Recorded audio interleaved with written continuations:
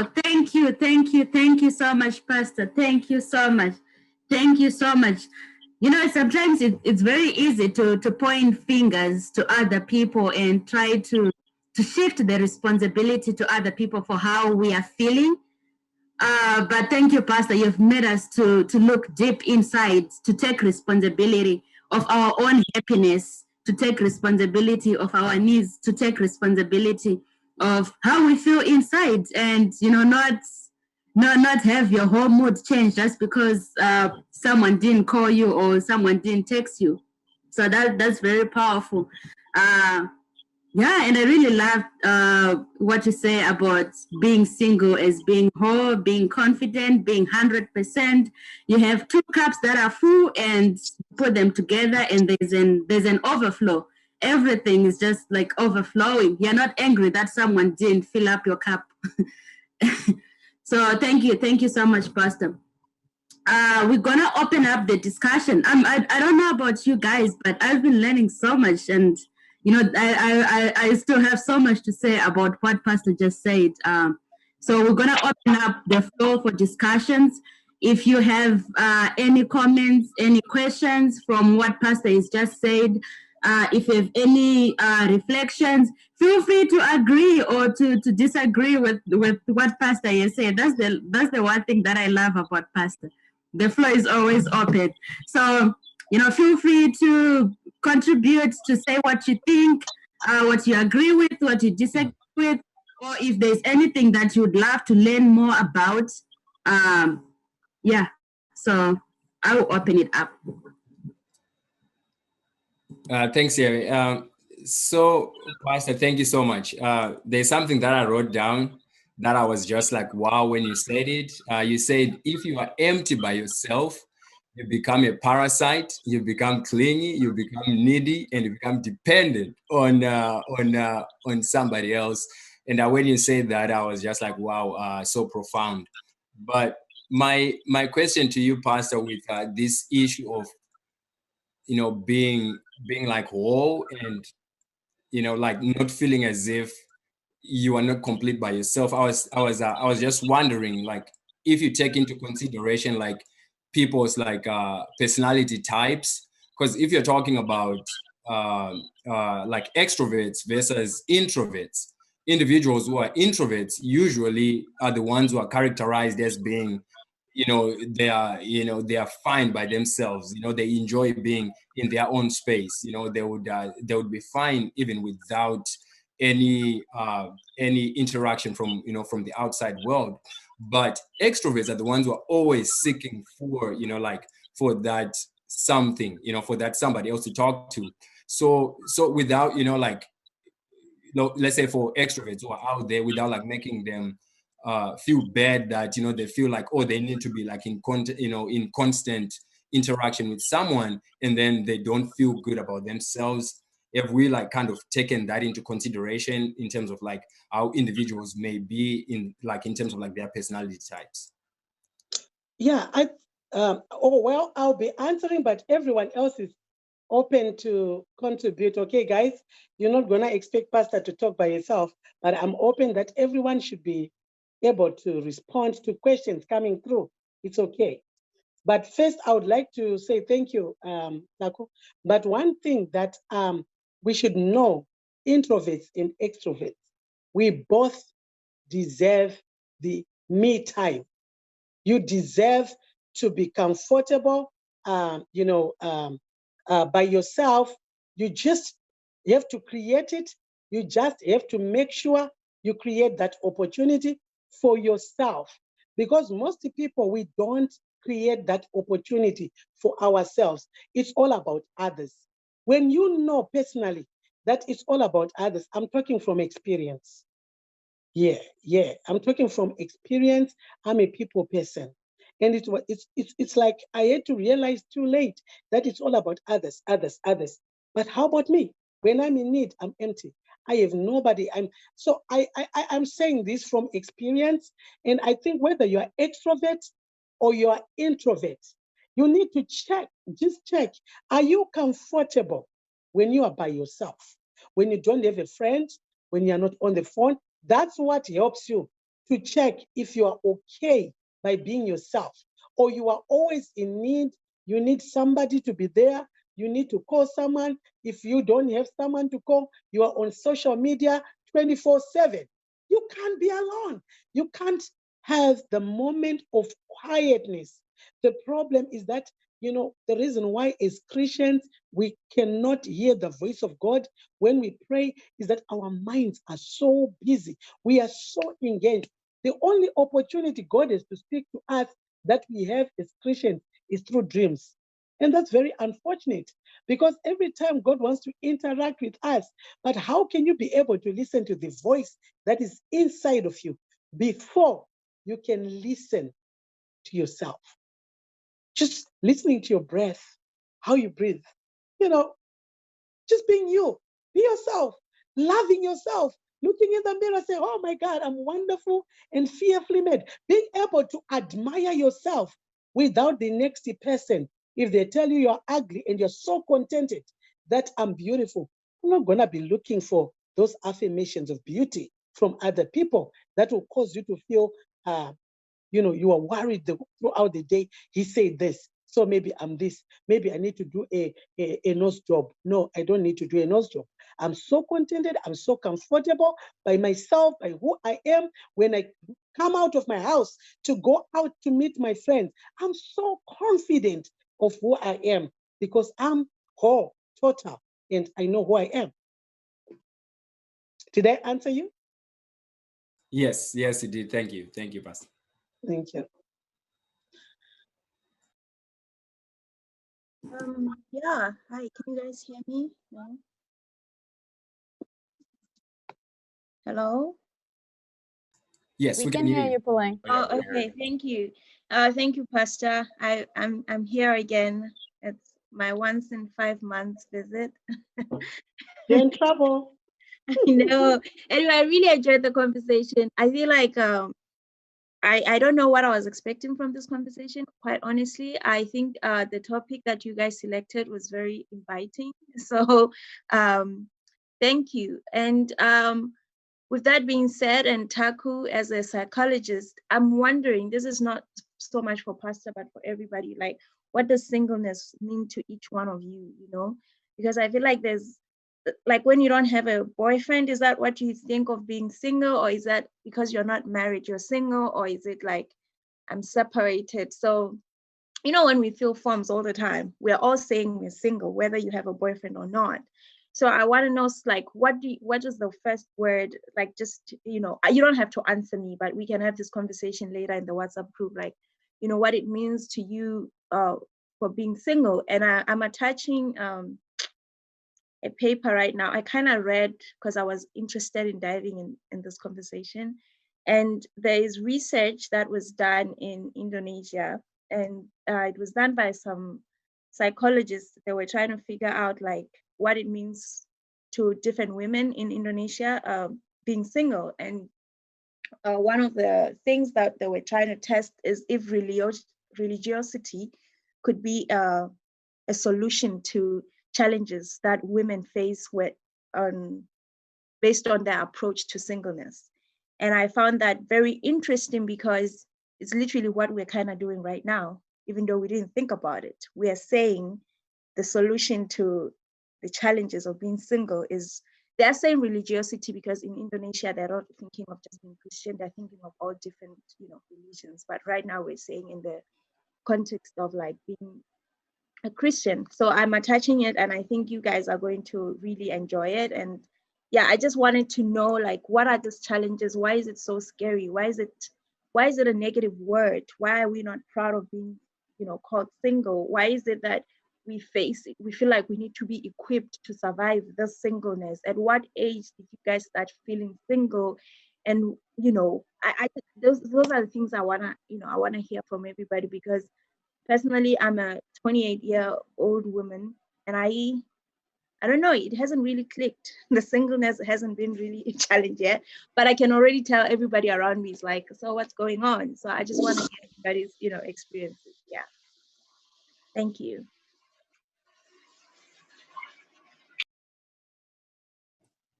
Thank you so much, P.C.I.C. for that. And I just want to jump in and, talk about from the society point of view, when we hear the word single, everybody's thinking, oh, desperate. You're thinking, what's wrong with this person? The society has really conditioned us to think that being single is such a bad thing, and that once, as Pastor was saying, that once you're 25, the society is saying, hey, get married, what's wrong with you, you need somebody. Personally, I want to speak about experience when I came to the United States. Unlike a lot of people, I came here and I came and the first thing I did was work. So I get into the corporate environment, and Monday morning, everybody's talking about their weekend. Oh, so me and my boyfriend, we did this. Me and my husband, we did this. So I took my dog out for a walk. Oh, and my cat did this. Everybody had something. It was never, a single, like, what did you do? Like, did you have time personally for yourself? So I've personally felt, that pressure, like, man, I cannot thrive. What am I going to be talking about Mondays? I think for the first couple of weeks, I would avoid people on Mondays because I would not have anything to talk about. I did not have a boyfriend. I did not have a dog, cat, or anything, right? And then I decided that, well, I am comfortable. I am whole with who I am. So I started engaging with my coworkers. They would ask me, what did you do? I'm like, oh, so I really love spending time in bed. Like, I will sleep the whole day, like, if I can. So then I'll be like, oh, Saturday, I think I got out of bed at noon. Oh, it really felt good. And then they would ask me, oh, are you sure you're not depressed? I'm like, no, I am not depressed. I am actually really happy having my alone time. I live with my sister, but my sister is always working because she's a nurse. And, to them, it was hard for them, to get to that point, to understand that I'm comfortable in my own skin. But, I echo your same sentiments that how do we thrive in the society which associates happiness with things, with people? How I personally want, I want us all to just engage in that conversation where we're talking about how do you thrive in the society where they're looking at you at 29 and 30 and they're like, let's go up to the mountain, let's go find a prophet, there's something really wrong with this girl. I'm looking for, those things. What are you all practically doing? I want to open that up and learn from people how to do that. Yeah.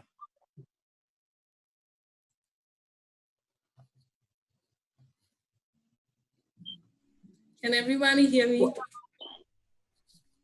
Yes. I just want to say I appreciate what Bridget and Pulaine, what you the questions that you raised and also what you touched on, and also just want to appreciate Pastor for like what you just talked about. I think one word that stood out for me actually is confidence. So just talking from experience, as somebody who has also learned a lot and looked into what being single is, I feel like most people we have so many hidden fears of being by ourselves. Like you think about, oh, what are people gonna think about? Or I'm afraid that I'm gonna, like my thoughts are just gonna lead me to, certain places that I don't wanna go to. Or you hang out with your friends and all your friends have boyfriends and all your friends have husbands, and you're thinking, I look really weird if I'm alone. And so for me, singleness, I think for me personally, it means fighting your own fears by yourself without looking at somebody else to fight for you. So it actually means being confident in who you are, and also being confident in conquering your own battles and running your own race before you can look at somebody to run your own race. So that's pretty much what singleness means to me.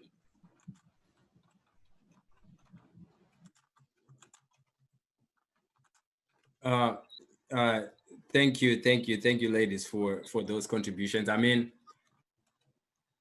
like I do understand like where everybody's coming from with like being confident, but like sometimes I'm just somebody who needs like clear definitions. So like when we are talking about being single, are we talking about unmarried? Or so let's say if I had a girlfriend, then am I still single? Or like what exactly are we referring to? If anybody has some insight, like some insights on that. Well, thank you, Pastor, for sharing what you shared with us. I'll just go back to what Pastor said, right? She said we have to be okay with being single first before we consider being with other people. So to that point, I think that being single means even if I have a boyfriend right now, even when I get married, I still have to be single. I still have to be okay with being me and be confident with being by myself, even if I have a boyfriend or when I get married. So go ahead. Oh, I thought somebody wanted to say something. So I was just saying, that's what I understood from what Pastor said, that before we consider being with someone, we have to be okay with being single. So we should always be single, even if we are with other people. So being single means being okay with me, who I am, being confident with what I have around me, and that's just a bit of what I understood from what Pastor said. Got you, Yeo. And I just want to jump on and say, you don't stop being single. From what I got from Pastor, you don't stop. You don't stop being single, because I'm always gonna be Bridget. And I feel like so many people, as Pastor was saying, is that we attach our happiness to titles, to Mrs., to I am this person's girlfriend. We attach so much of our happiness to belonging to other things. And I think what Pastor and what I got is that, you don't stop being you. Even when you enter into a marriage, you're gonna have to just still stand as a whole person by yourself. You shouldn't lose your identity. So it's being, certain of who you are, confident in who you are. And I feel like, what Pastor was saying, that once it really touched me when she was talking about being clingy. Because when you're like, you attach your happiness to someone, your phone doesn't ring, you're looking at it like, what the hell is he doing? Why is he not texting me? You lose yourself. The way you are defined is so fluid, because it depends on who you're dating. It depends on who you're married to, But when you are single and you are confident, your definition is who you are defined as is a constant. You don't change because you're now Mrs. Or you don't change because you are dating Peter, now you're dating John. Your definition of who you are, your character, your personality is constant. And it's not fluid. It's just not changing just because, now I used to date Peter. He was a Manchester United fan. Now I'm dating John. He's a Chelsea fan. I'm moving to being a Chelsea fan, something like that, Just a quick one on that one, Bridget. I really, really agree with you, because like I said, it would be very difficult to have that wholeness, once you are in a marriage, because you went in half. So you have too much. The word I was actually looking for is a leech, I think. So you become a leech. You suck life out of your loved one.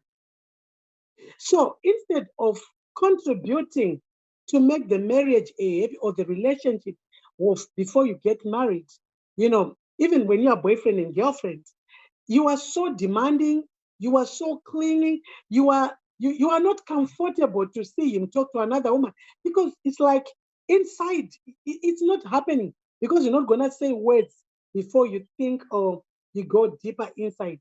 So inside of you, you are already, you are shaking, you are angry, you are, because you it's all about him making you feel good. But even, let me tell you one thing, as a single person, when you feel confident about yourself, you come across your boyfriend, he has cheated, or your girlfriend is cheating on you, and you come across him and he's got another girlfriend, probably they are kissing or something like that. You don't really wreck to the point of wanting to commit suicide. Do you understand? You can take care and protect your heart in that situation. You can walk away with your head held high. He chose that one over me. That's okay. He doesn't know what he's losing. He doesn't know what value he's missing here. You know, you still have that thought. Yes, you go through pain. You go through pain. It's totally understood because you invested, you were in love, right?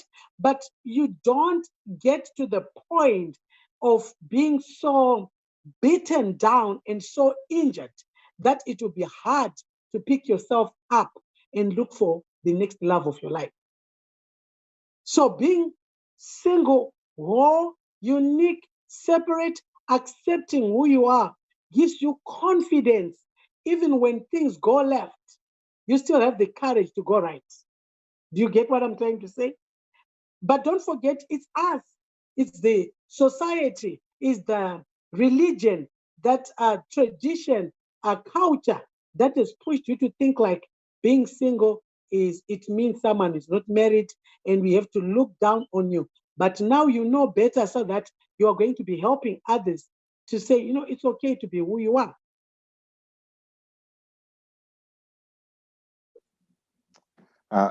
Hello, Pastor. Thank you. I'm glad to be here, and I thank you all for this platform. I just wanted to contribute a little bit to this topic, especially, I was listening to this teacher who was also, they were saying that, and I found that to be true, that for us, mostly like as young people, these days, we are not very intentional about, when it comes to like relationships or even the step of our own selves. So we don't have time to do an introspect or to analyze ourselves and to fully understand ourselves even on our own. So, sometimes you're saying that we spend so much time choosing like what type of a lawnmower or a dress to buy instead of actually trying to understand, more compared to the time we spend understanding ourselves. And this led me to believe that being in a state of being single, it means that you want to spend time looking yourself in the mirror and understanding yourself and being adequate to feel whole, like you were saying, as a person, before you even think of having someone else. The only problem that we have is that we're kind of lazy to understand ourselves, such that we want to throw ourselves on another person to help us understand ourselves. So when we want to jump out of being single, so that we can go in a relationship to be someone, to find ourselves, instead of actually finding ourselves before we attach ourselves to other people. And I think that's where the danger has been. So I appreciate what you're saying, that you want to understand yourself and to feel secure and whole on your own before you even attach yourself. Because when you attach yourself to the wrong person, or you just want to fulfill what other people's expectations about you are, you're running in a risk whereby you lose yourself, and you attach yourself to the wrong people. So I think it's about trying to be intentional about understanding yourself and being content with everything that you have before you even think about someone else. So that's what I think. Tapio. Oh, sorry, Tonde, you can go, and I'll go after you. Okay, sounds good. Yeah, so I was going to say that thank you so much, Pastor, for that definition of singleness. And, like, because I was listening to this other podcast at the time and they was talking about, some of these things that we see in relationships. It's like, I mean, or like behaviors that we count as you that are negative. It's sometimes because you have something in you that is hurting that was never healed, or maybe from past experience, or maybe when you were a child, or maybe you were emotional abuse or something. So it's like sometimes those things they contribute you to not being, like a whole person, to you not being like what you're supposed to be actually. Because I mean, he was talking about like, I mean, if you are not content with yourself, if you are not content with everything else around you, you are not ready to be with someone else. Because like, I mean, I look at the American culture. I think it kind of like exacerbates everything, because here it seems as if having a boyfriend or having a girlfriend is like you've won the Nobel Peace Prize or something. Because it's like,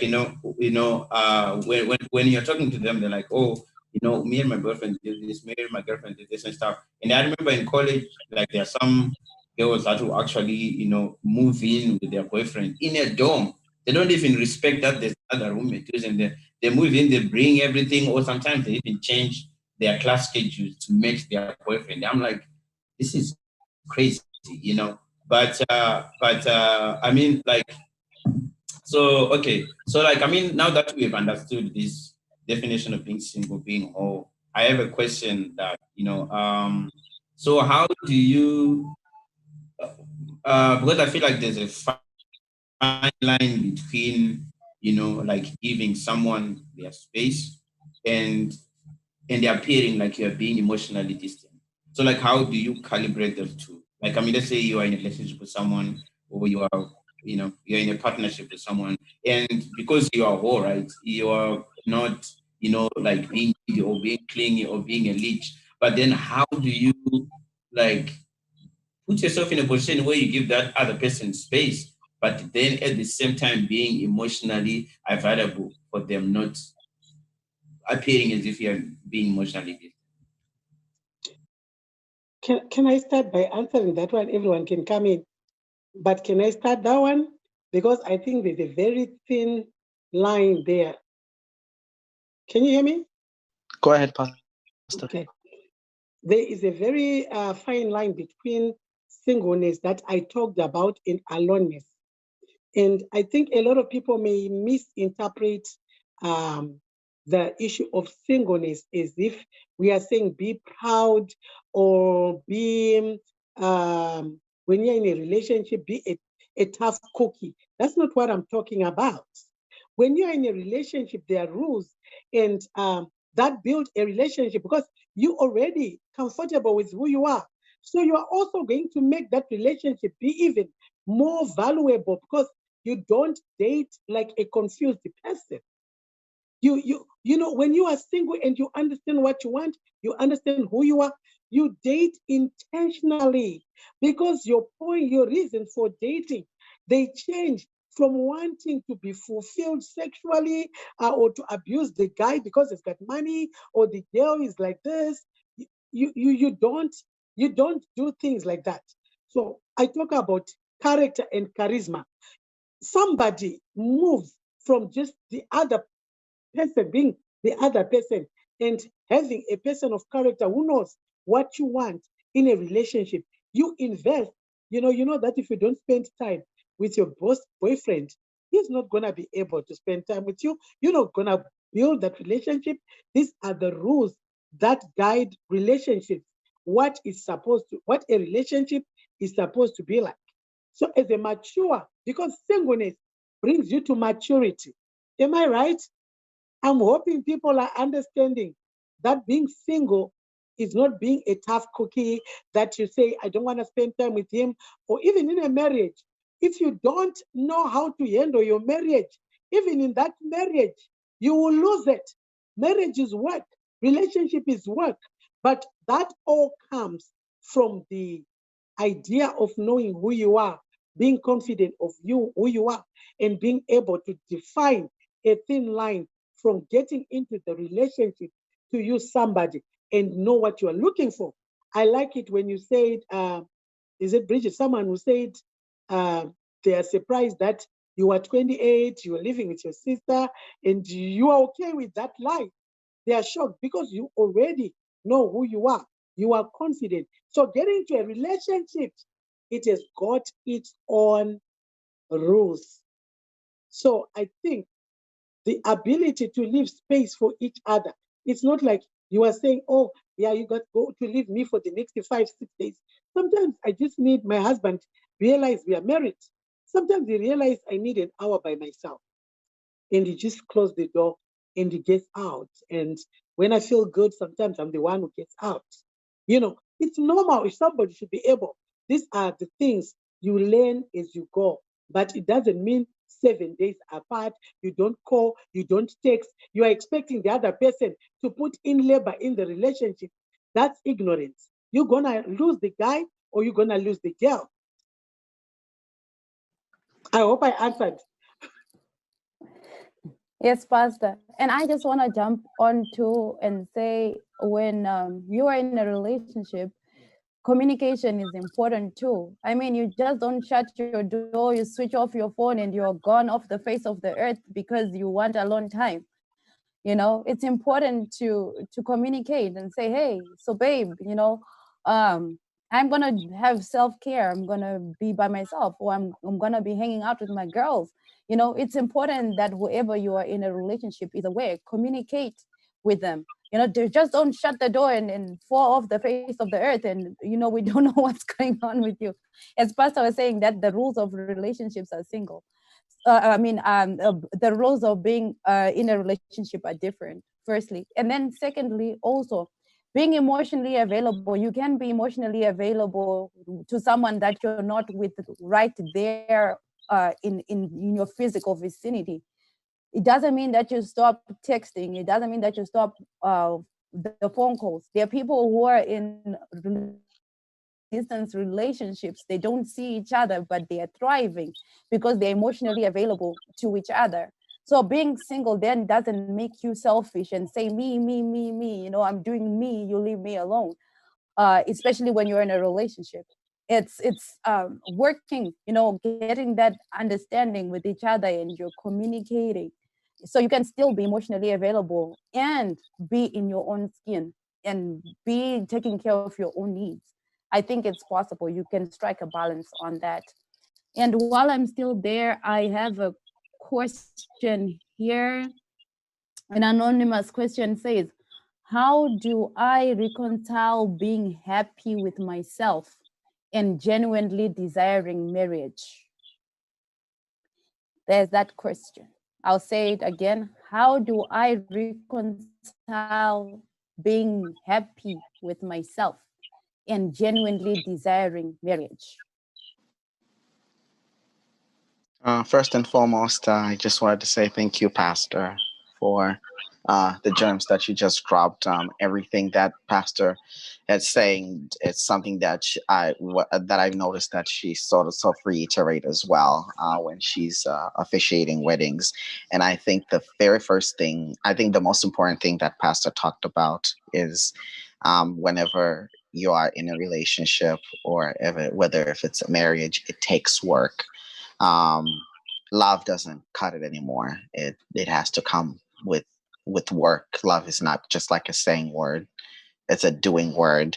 So I think that just to go back, just to pick back a little bit of what was talked about, um, whether how to know whether to give someone space or not.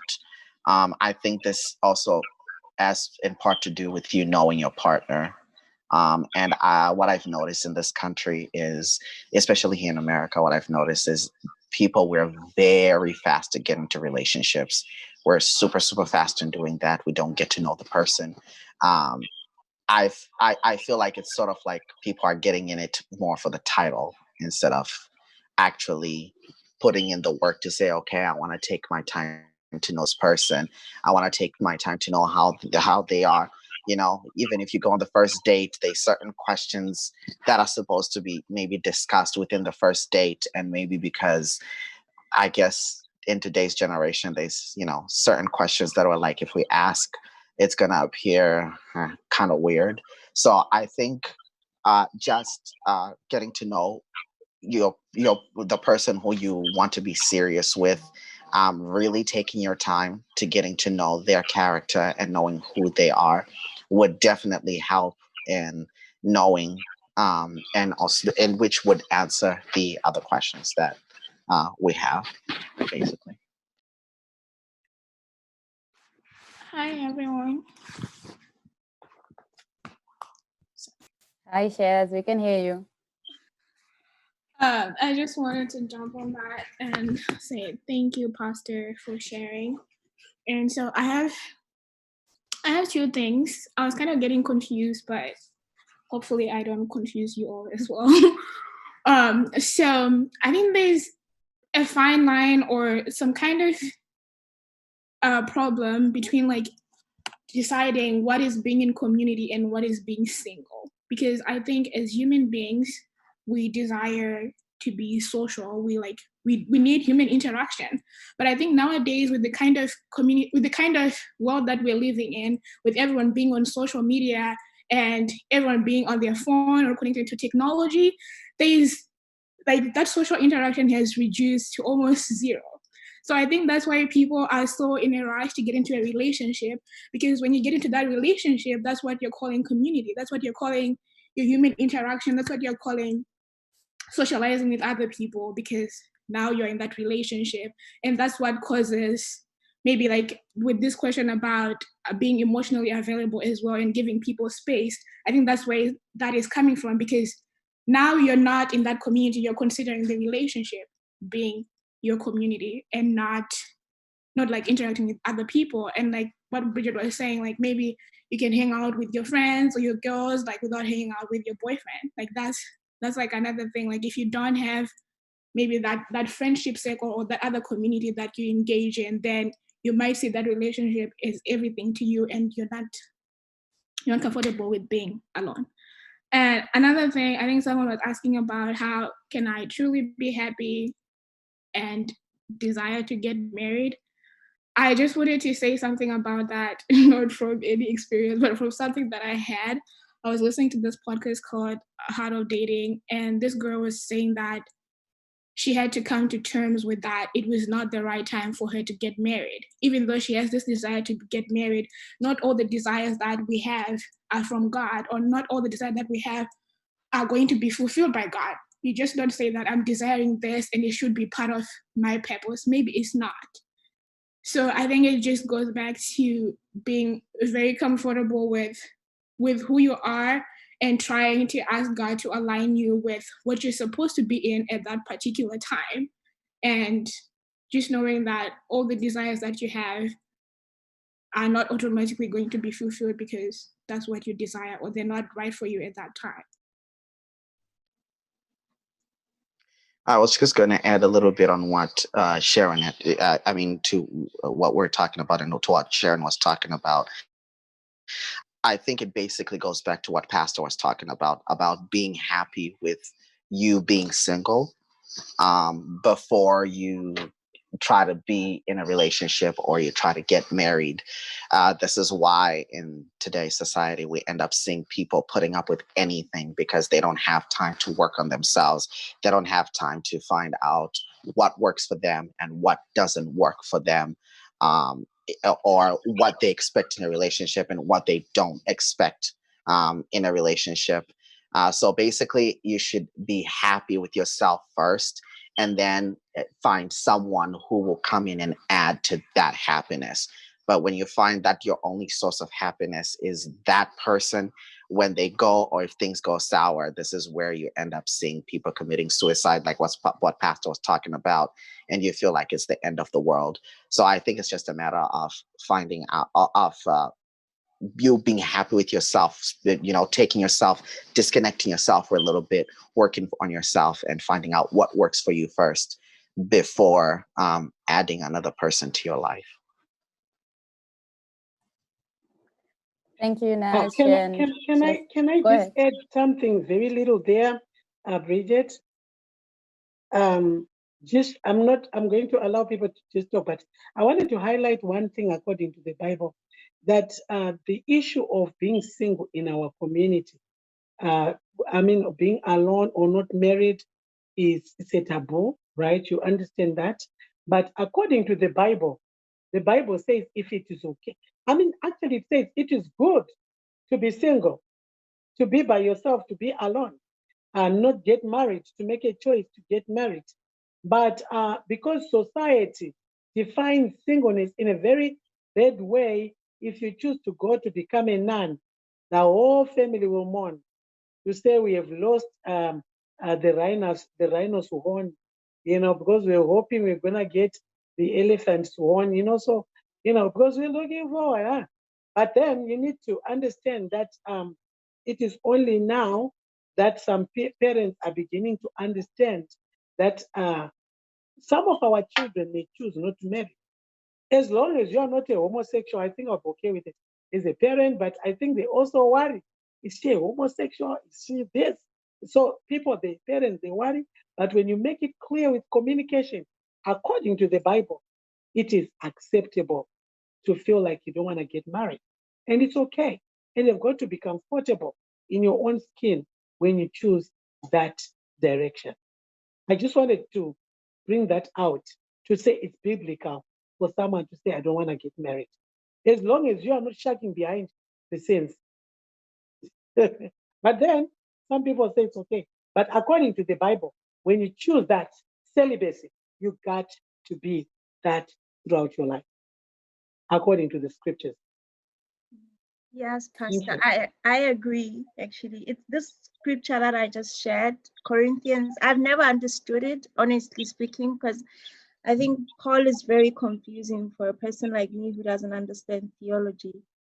But I think he was himself celibate, and he was saying, if you decide to stay celibate as I am, do it. If you don't want to get married, do it. But I think one of the most profound things he says is that a married man serves his life, and a married person should only serve the Lord. So I feel like we should take this opportunity. When you're single, the only person you should be serving is really God. So, I mean, not that I'm practicing that, I'm trying to serve God, but I'm saying, I think this is the opportunity to just serve God right now and not serve anything else, and not worry about, loneliness and all of that. But yeah.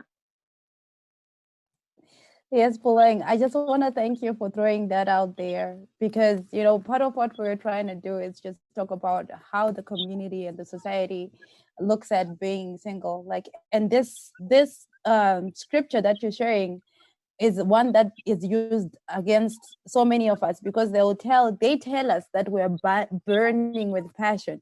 They're telling us, you are going to sin if you stay single, get married, but like you say, conveniently they leave out verse 8, which says, but I say to the unmarried and to the widows, it is good for them if they remain even as I am. And what Pastor is saying, if you can remain celibate, remain celibate.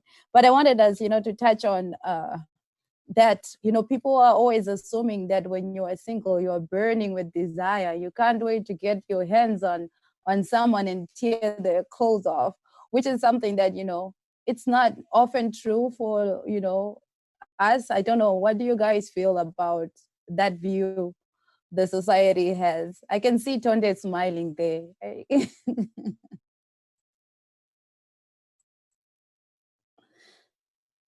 Does that mean that I should say something? If you have anything to say. Okay. I will say something. All right.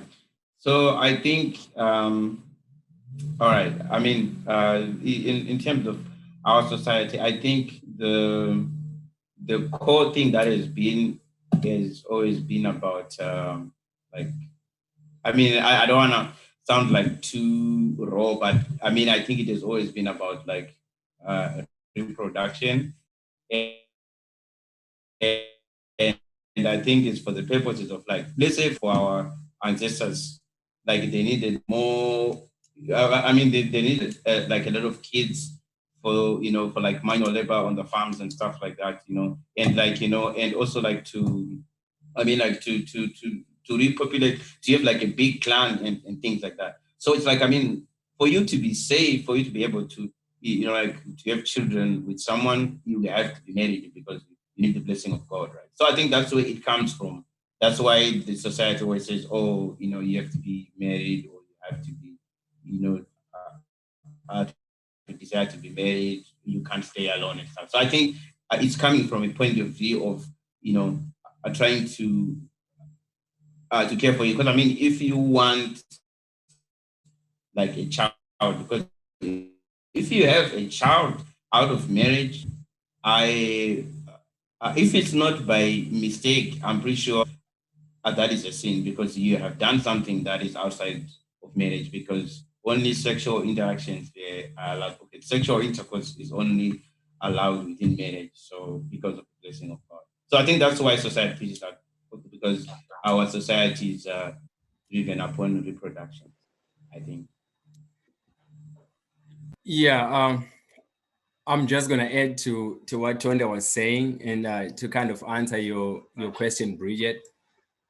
I mean, like this might seem a little bit controversial, but like this issue of like burning with desire, I don't think it's society who is projecting it on anybody. I think it's real. I think it's something that's true, and I just feel like like the distinction between those who are not in Christ and those who have been saved is like the capacity to, you know, pray for, you know, the Holy Spirit to help you with like self-control, you know, like having that character integrity to say, hey, my pursuit now is righteousness. I know I have these feelings that are inside of me. I don't know, maybe it's just me, but you know, having like that self-control to say, you know, these things were created for specific reasons, you know, like to be in marriage. So I don't have to act on it. I don't have to act on it now. And I just feel like on your own, you cannot like really do it. You know, like that's when you really need that help from, you know, like from God, from the Holy Spirit, and having that relationship, like that personal relationship with God, where you're pursuing like that righteousness and obedience. But I feel like that's probably like a conversation for another day. We might invite Pastor next time to talk on that one, because I feel like that's a big conversation, of course, for us youth. But not to cut off anyone on this spot, but, you know, just to move on for a little bit.